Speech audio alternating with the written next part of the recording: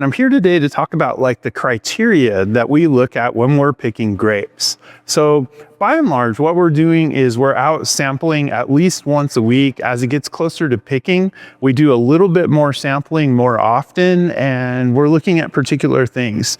We start generally looking at the chemistry of the vineyard. And what we want to see is what's going on with those grapes as they're maturing. We're watching certain acids decrease in the wine and the grapes and the juice.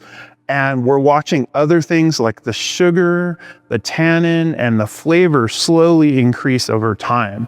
What we're looking for is this beautiful balance of sweetness and tartness with a whole varietal of flavors. A lot of the flavors don't develop till the very end of the cycle. So the things that we're really looking at generally are the amount of sugar.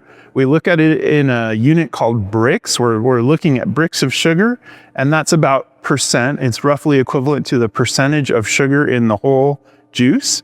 We look at the pH, which is a measure of the acidity of the wine.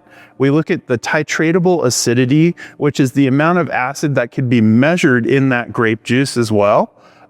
And then the biggest component of all is flavor. We're looking at some other stuff too. Sometimes phenolics, we want to taste how the astringency, how the tannins are developing, how the bitterness is decreasing over time.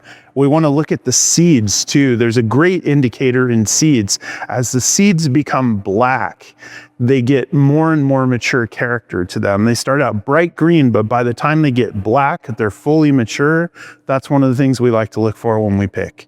Also, the general flavor is probably the most important aspect. So the chemistry is great, but it has to taste good. It has to taste like something we want to produce.